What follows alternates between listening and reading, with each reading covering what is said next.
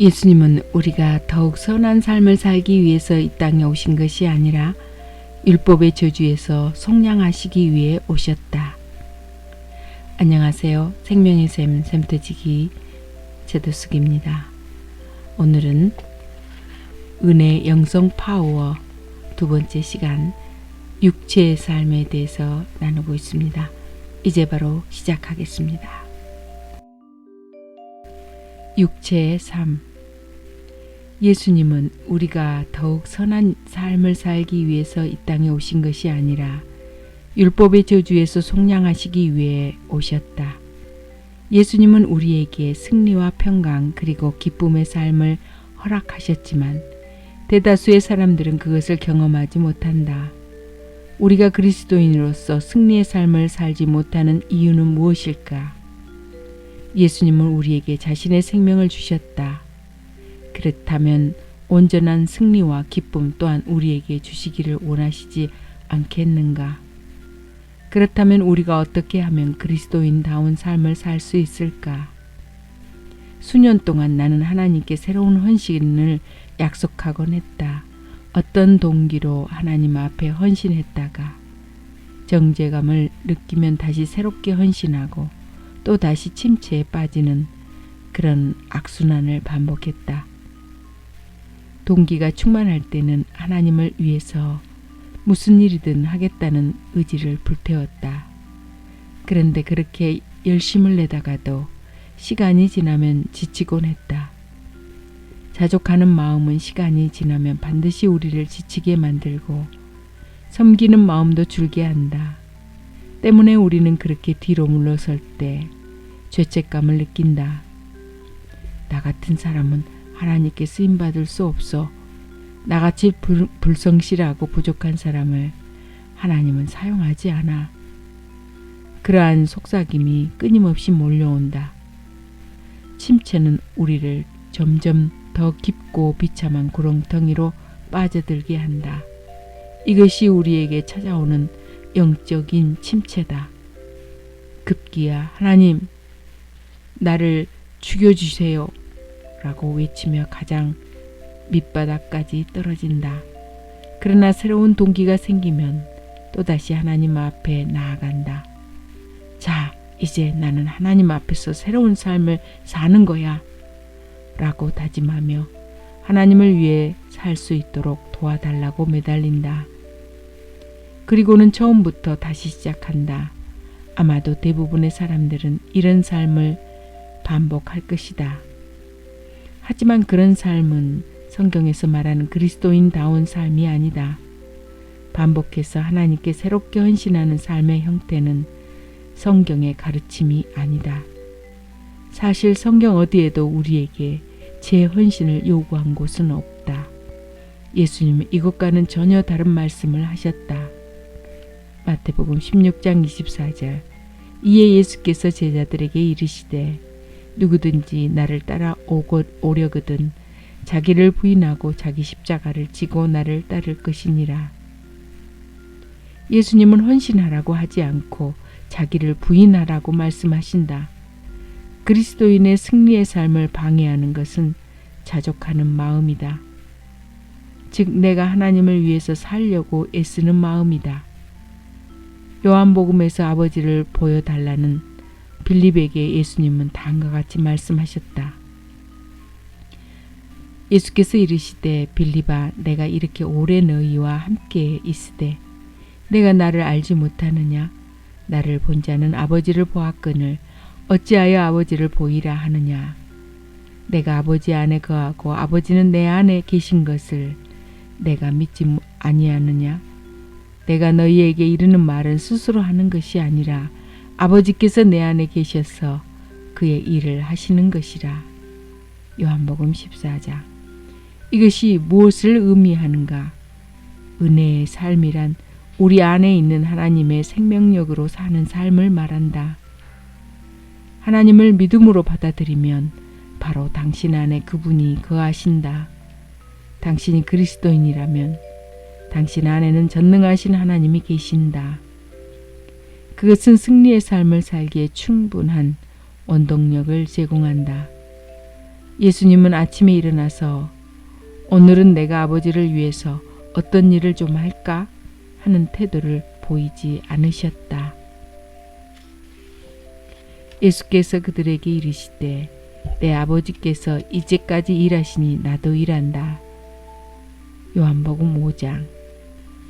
예수님은 아침에 일어나 오늘 하루를 하나님께 드리고 그분을 온전히 의지하여 아버지의 생명이 자신을 통해 나타나도록 간구하셨다.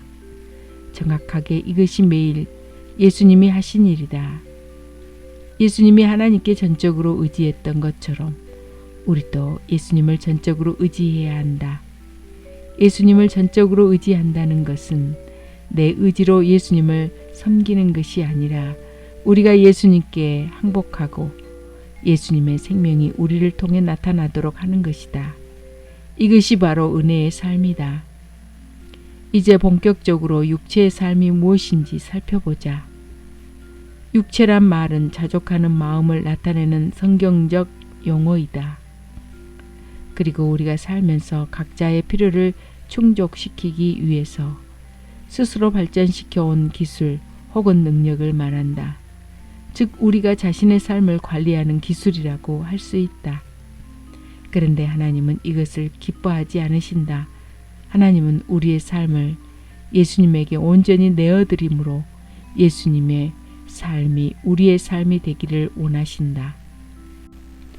예수님에게 우리를 드리면 예수님이 우리를 통해 살게 된다. 우리 스스로의 능력으로 그리스도인의 삶을 살려고 노력하면 우리는 결코 성공할 수 없다. 우리가 아무리 열심히 노력한다 할지라도 성공할 수 없다. 나는 그것을 경험해 본 사람이다. 아마 여러분도 수없이 노력해보고 수없이 실패를 경험했을 것이다. 스스로 노력하고 애쓰는 것은 정답이 아니다. 우리가 성공적인 삶을 살 수 있는 비결은 하나님을 신뢰하고 전적으로 의지하는 것이다.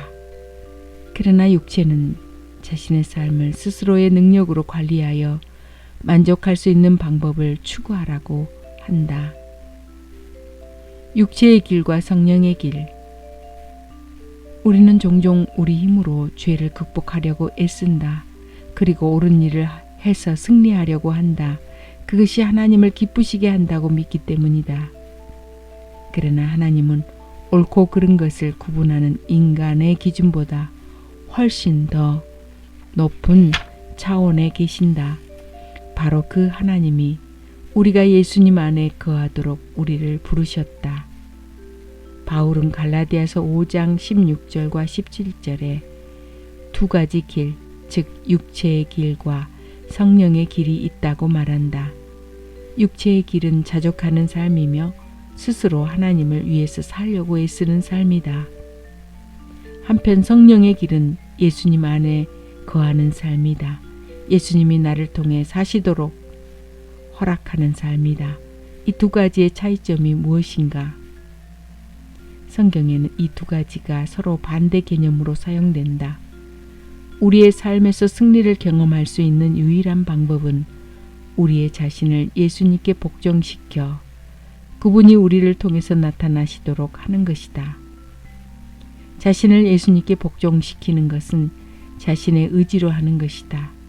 그저 로봇처럼 하나님이 시키는 대로만 하라는 말이 아니다. 성경은 우리가 성령님과 동반자가 될 것을 가르친다.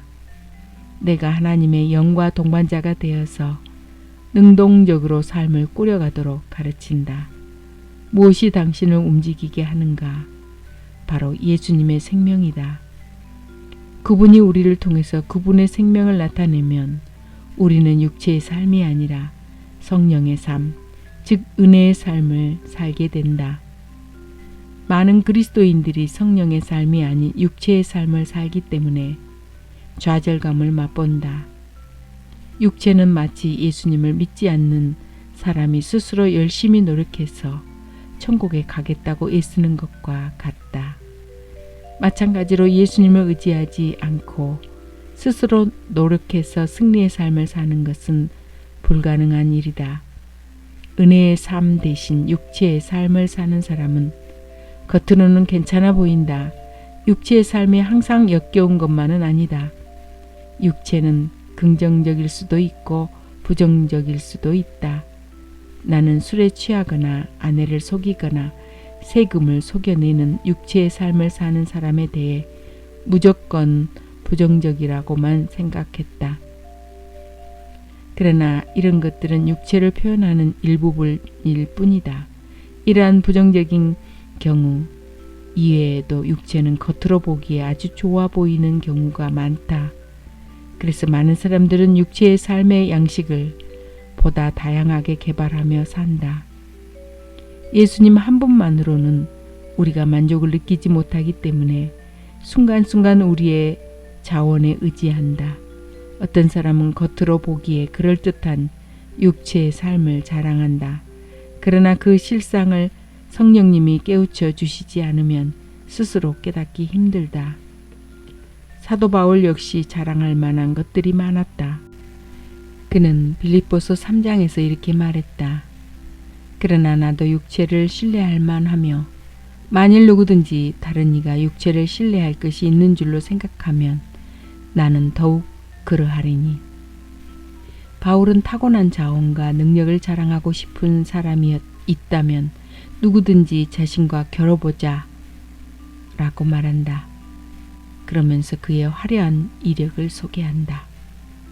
소위 바울은 종교적으로 탁월한 육체의 자랑거리를 많이 가진 사람이었다. 그것은 좋아 보이기는 하나 여전히 육체에 속한 것이다.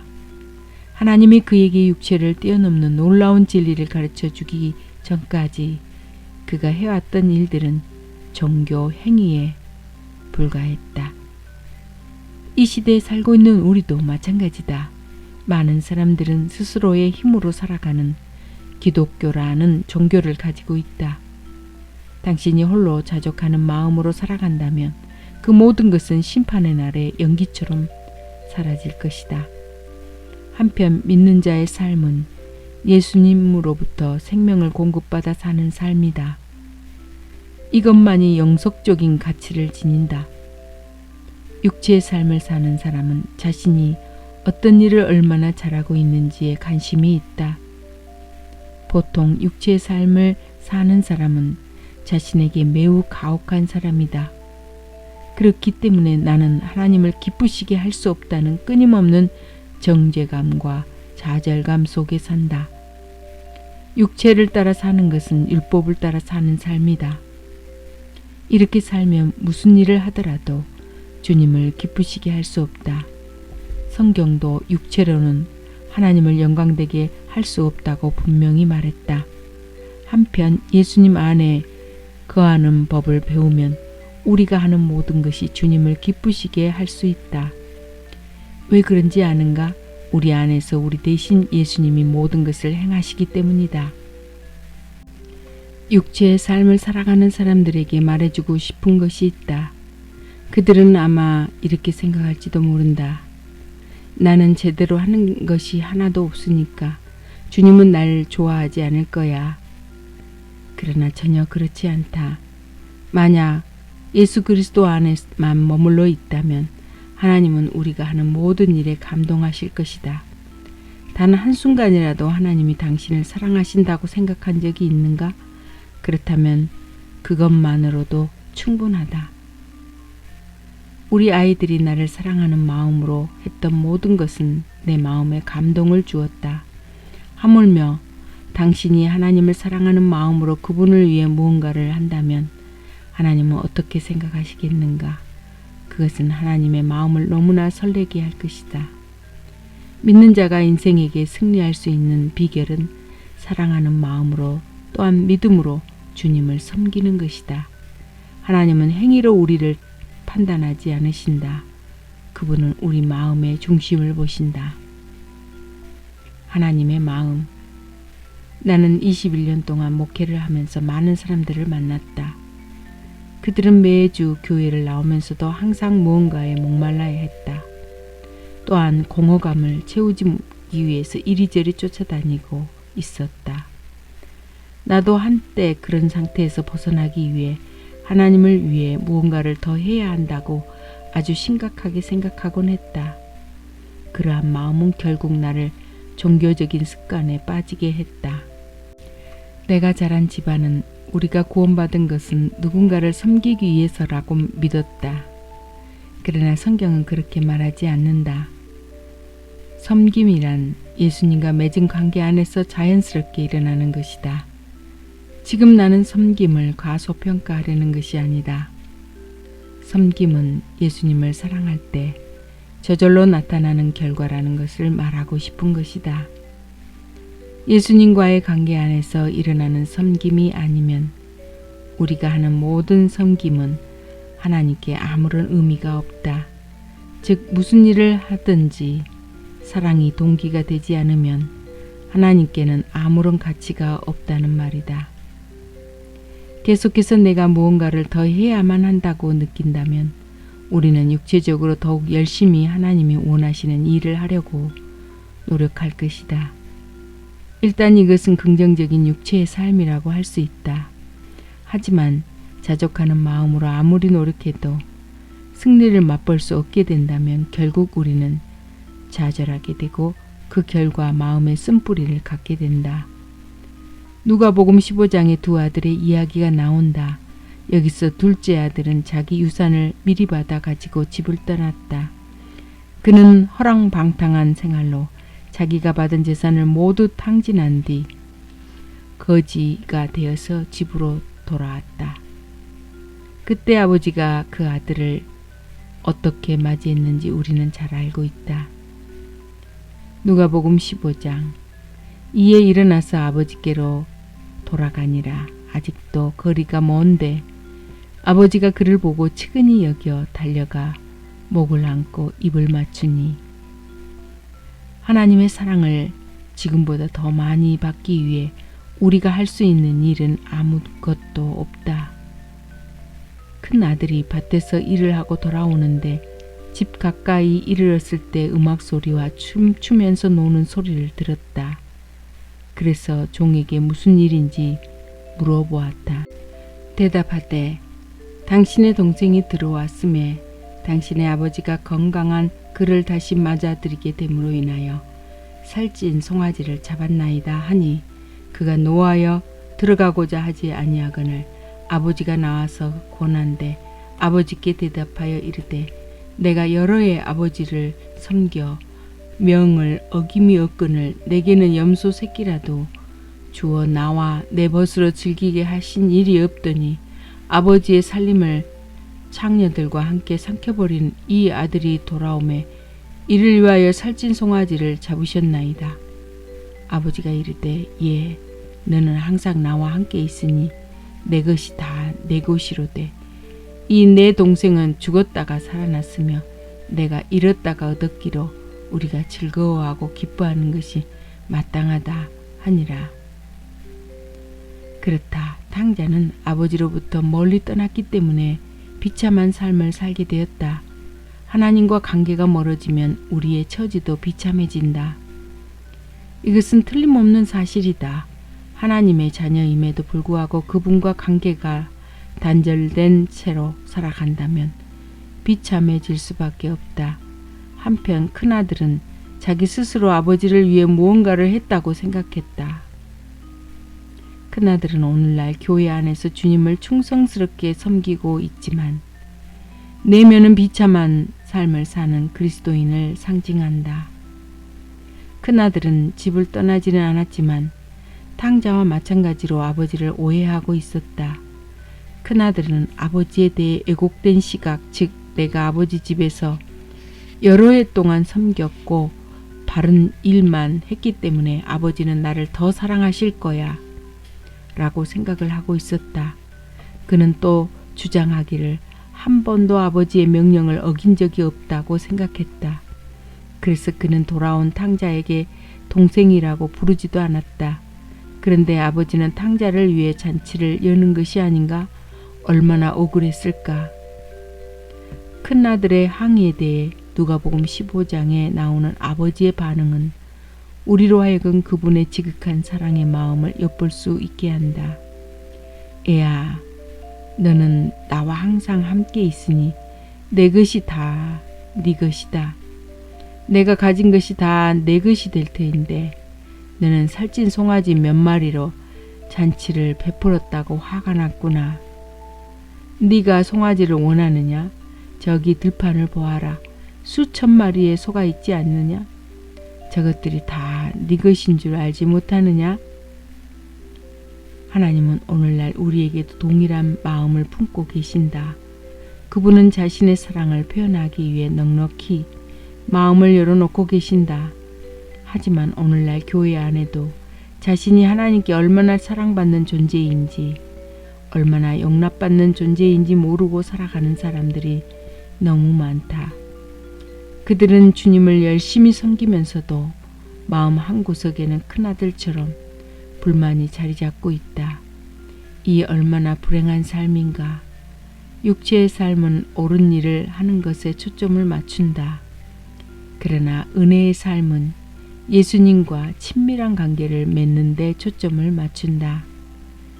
예수님을 처음 영접했을 때를 기억해보라. 그때가 우리 삶의 이정표다. 그런데 우리들은 시간이 지나면서 예수님과의 친밀함을 잊어버렸다. 친밀한 관계를 맺는 대신 규율과 법칙에 얽매이게 되었다. 그래서 우리는 우리의 존재 가치보다 행위에 초점을 두게 되었다. 탕자가 집에 돌아왔을 때 아버지는 잔치를 베풀었다. 이러한 모습이 바로 하나님 나라의 모습이다. 그러나 율법주의는 잘못된 과거의 행위를 들춰내 꾸짖는다. 누군가 하나님 나라는 축제로 가득하다고 했는데 아주 적절한 표현이다. 은혜는 우리가 하나님과의 관계를 즐기게 하는 반면 율법주의는 우리가 무엇을 하든지 잘못된 행위를 들춰내고 정죄한다. 율법주의는 항상 잔치를 망치게 한다. 사람들은 보다 영적인 모습으로 성장하기를 원할 때 더 노력하겠다고 말한다. 하지만 우리는 이제 그것이 노력으로 되지 않는다는 것을 안다. 지금까지 우리는 얼마나 많은 노력을 해왔는가, 얼마나 많이 헌신해 왔는가. 이제 그런 헛된 노력, 즉 자신의 힘으로 사는 노력을 그만두어야 한다. 그리고 더욱 주님을 의지하겠다고 고백해야 한다. 오랫동안 나는 더 노력하는 것이 승리의 열쇠라고 믿어왔다. 그러나 더욱 중요한 열쇠는 신뢰다. 내가 앞에서 언급한 동기부여, 정죄감, 제언신의 악순환을 기억하는가? 우리는 여기에 너무 지쳐있다. 이것은 육체로 사는 삶이다. 율법적인 삶의 형태다. 하나님은 우리가 육체를 초월하여 살 수 있는 그리스도의 능력을 우리 안에 주셨다. 그렇다고 죄가 없는 완벽한 삶을 살 수 있는 것은 아니다. 바울이 로마서 7장에서 말한 것처럼 불행히도 우리 안에는 죄의 법이 있어서 여전히 어리석은 선택을 한다. 우리는 그리스도 안에서 올바른 정체성을 찾아야 한다. 그분 안에서 사는 법을 배워야 한다. 그러면 그분 안에 거하는 삶이 육체에 대하여 승리하는 열쇠라는 것을 발견하게 될 것이다. 그것이 바로 믿음이다. 이러한 믿음이 승리를 가져온다. 이것은 세상을 이기는 믿음이다. 바로 그 믿음이 육체를 이긴다. 그렇다면 육체를 어떻게 끊을 수 있겠는가? 우리의 육체는 마치 문어와도 같다. 문어는 여러 개의 다리가 있는데 육체도 많은 다리가 있다. 질투, 쓴뿌리, 교만 혹은 종교적 행위 등 이 모든 것은 육체를 나타낸다. 우리는 스스로 이런 것들을 잘라내려고 애를 쓴다.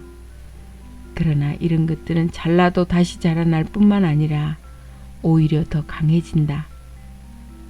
하나님은 우리에게 육체를 이길 수 있는 능력을 주셨다. 그것이 무엇인가? 바로 십자가다. 주님은 우리가 승리할 수 있도록 우리에게 십자가를 주셨다. 예수님이 십자가에 달리셨을 때 우리도 함께 못 박혔다. 우리가 할 일은 또다시 결심하고 새롭게 헌신하는 것이 아니라 주님께 이렇게 기도하는 것이다. 주님, 이제 저는 스스로 애쓰는 노력하는 것에 지쳤습니다. 더 잘해보려고 애쓰는 것이 힘이 듭니다. 저 자신의 힘으로 해보려는 몸부림을 포기하고 이제는 더 이상 발버둥 치지 않겠습니다. 주님께 두 손 들고 나아갑니다. 저의 모든 삶을 주님께 드립니다. 주님이 제게 하시고자 하는 일이 무엇이든지 행하소서. 그래서 내 육체의 삶을 끊어 주시옵소서. 이렇게 기도하고 나서 주님의 음성을 기다리라. 그러면 주님이 우리의 모든 육체의 삶에 역사하고 계심을 깨닫게 하실 것이다. 주님 안에 거한다는 것이 무엇인지 점점 알아갈수록 주님은 당신이 승리를 경험할 수 있도록 허락하실 것이다. 헌신하는 일에 집중하지 말라. 이미 많이 하지 않았는가? 그리고 별로 소용이 없다는 것도 잘 알지 않는가? 이제 자신을 부인하고 예수님께 당신의 삶을 드려라. 그분의 은혜로 살아라. 그러면 예수님이 당신을 통해 능력의 삶을 사실 것이다. 안녕히 계세요. 다음 시간에 이어집니다.